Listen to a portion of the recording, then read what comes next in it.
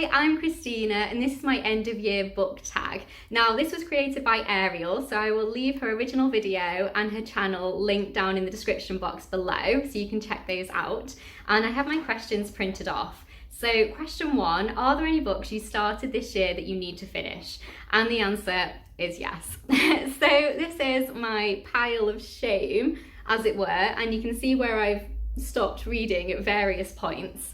So the first book is Dirty Little Secrets by Jo Spain, and I stopped reading this one because I was taking part in a readathon and it didn't fit any of the prompts. So this is a thriller and I read 41 pages and I have to say I cannot remember what was happening at all. I can't remember any of the plot, any of the characters, so I'm definitely gonna have to start this one again. I don't remember anything.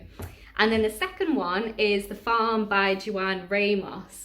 Now the reason I put this one down was because I was finding it a little bit boring, and it's meant to be a kind of science fiction dystopian book, and there just wasn't enough science fiction for me. I was really in the mood for science fiction and it was reading to me more like a contemporary. So I read 80 pages, no, that's 60 pages, and yeah, I just don't think I was in the mood for a contemporary at the time, and I was finding it a very slow build up to anything actually happening, so I just put that one down. So I'll have to pick that one up again. I do vaguely remember the plot so far, but again, I've forgotten all the characters' names, so maybe I should just start again and give it a fair shot. And then the next one is The 12 by Justin Cronin. So I read the first book, The Passage, this year, and I really enjoyed it. And then I thought I'll buy the whole set so I can read it. And it's a young adult horror. It's about vampires. And again, I didn't read very much. I only read 44 pages, and I just put it down because I was like, I'm just not in the mood for whatever mood I was in. I wasn't in the mood for this. So yeah, that got put down. And then only 2 left.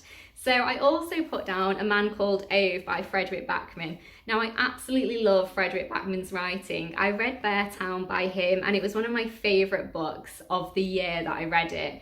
And I just remember it having a big impact on me and just thinking it was a beautifully written book. So I wanted to read more by him and I chose this one. And I've read a lot of this. I've actually nearly finished. I'm up to page 210. So not a very long way to go at all. And I just kind of felt it was very emotional, and it's kind of talking about loneliness and grief and all of suicide and lots of heavy topics, and it was a very emotional read, and I just don't think I was in the right headspace to read something so sad, essentially. So I put that down. I think I had to be in the right frame of mind to want to pick it back up again. Luckily, because I've read so much of it, I do remember what was happening. I do remember the characters and the plot. So that's one I'm gonna have to pick back up when I don't mind having a cry, I guess. And then the last one is The Good Daughter by Karen Slaughter. So this was my first ever Karen Slaughter book, and I absolutely love thrillers, and I thought it was about time I tried one of hers. She is a massively popular thriller writer.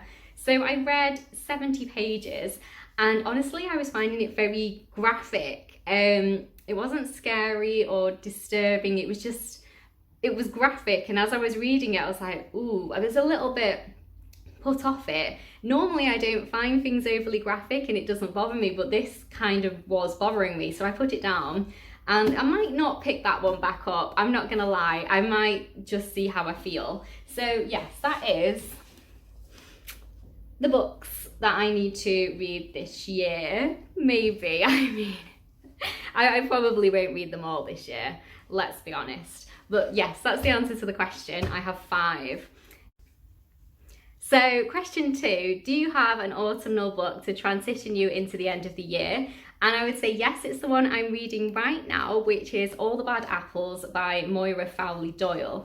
So this is kind of out of my comfort zone. So this is a young adult mystery, kind of young adult magical realism kind of book, and it's my first kind of foray into magical realism, and I'm really enjoying it. It's written really beautifully. It's about this main character of Dina, who is 17 years old, and she's learning about the so-called family curse. So she has two sisters, Rachel and Mandy has gone missing, and it's a suspected suicide. And suddenly these letters start arriving from Mandy to try and explain the family history of the curse. And she goes with a group of people to try and uncover the past. And it's so good. I read a massive amount of this in one chunk. And I just think it's the perfect kind of autumn book. And yeah, I'm really enjoying it. I think if you enjoy a good young adult mystery, if you enjoy a bit of magical realism, if you enjoy a good sapphic romance, then I think you'll really like this. Like I said, a bit out of my comfort zone, mainly a thriller reader. So this was really nice, kind of change of pace for me, and I'm really enjoying the themes. And also it's set in Ireland, which is a really interesting setting. I haven't read that many books set in Ireland. And it's interesting to know parts of the history as well, which is really important. And yeah, it's a really great read, and I definitely recommend this one, even though I haven't finished reading it. And then the next question 3, is there a new release you're still waiting for? And honestly, no, I actually don't read that many brand new books. I seem to just read backlist books mainly. I've read quite a few books this year that were published in 2019. I'm pretty much always a year behind on books. So if you know any new releases that are coming out that you're really looking forward to, definitely let me know what they are down in the comments below, because I'd be really interested. There are some newer books that have been released that I am interested in reading, so, but that isn't the answer to that question. So anyway, question 4. What are 3 books you want to read before the end of the year? So the 3 that I have chosen are these 3 here. So first of all is Once Upon a River by Diane Setterfield. And I read The 13th Tale by her this year, and I absolutely loved it. I gave it 5 stars. I thought it was written so beautifully. And yeah, it was a really brilliant book. It's one of the few books I gave 5 stars this year. I don't give 5 stars to many books. So it really did impress me. And I'm just kind of happy to go back into her writing. She writes so beautifully, and I think I'll be really interested in that one.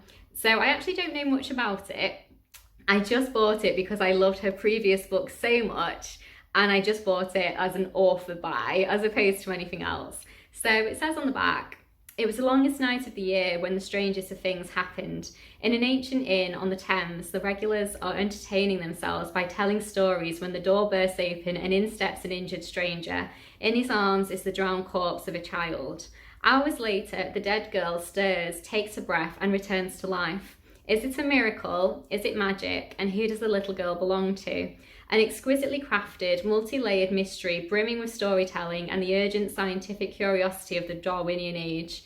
Once Upon a River is as richly atmospheric as Setterfield's bestseller, The 13th Tale."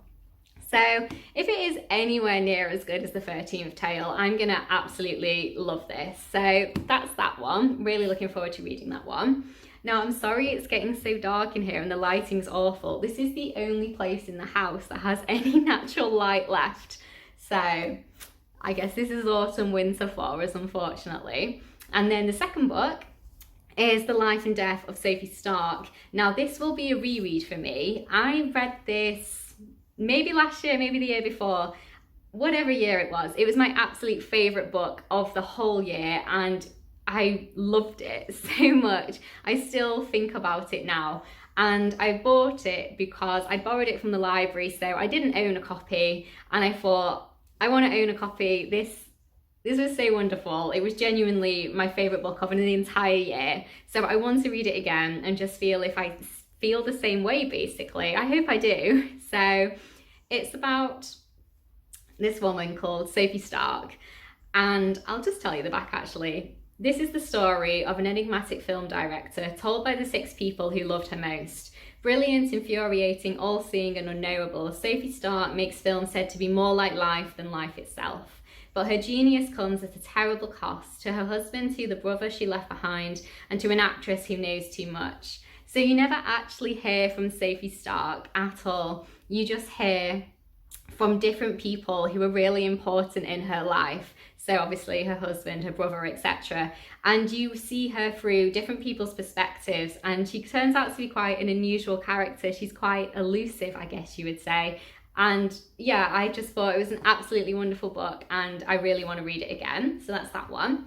And then the third one I want to read is The Long Way to a Small and Angry Planet by Becky Chambers. Now, I've heard a lot about this on BookTube, and that is the reason that I wanted to read it. I do quite enjoy a little bit of science fiction, and I'm pretty sure it was Books with Emily Fox who said she enjoyed this. So I just thought it was something that I would like to read, because I do like science fiction, but I don't read all that much of it. So I wanted to dip my toe a little bit more into sci-fi, and I thought this would be a really great place to start. So next question, is there a book you think could still shock you and become your favourite book of the year? Honestly, maybe. Now, I don't think it's going to come in the form of these guys, because if I was absolutely loving it, I don't think I would have put it down.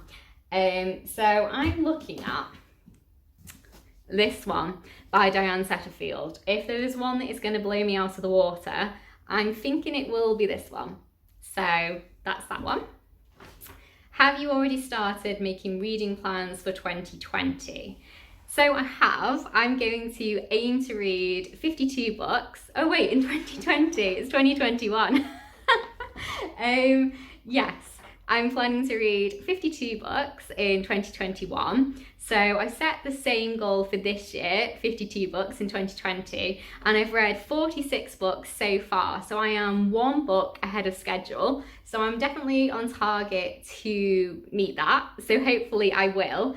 And I just think 52 books in a year for me is a good target, because one book a week, I think, is manageable, it's doable. Some weeks I don't read anything at all, and some weeks I read loads. So I'm not going to have a massive target. I think 52 is something to aim for. So yeah, I think that's that. So thank you so much for watching. If you're new to my channel, thanks for watching. The lighting is normally better than this. I will link some more of my videos down below in case you're interested. I'm obviously, like I say, currently reading this one, so my next reading vlog will be all about this book, so I'll link that down below if you're interested too. So if you're also a booktuber and you've done this tag, let me know in the comments, because I'd love to check it out. And if you are new, please do like, and please do subscribe if you'd like to hear more of me talking about books. So I'll see you in my next video. Bye!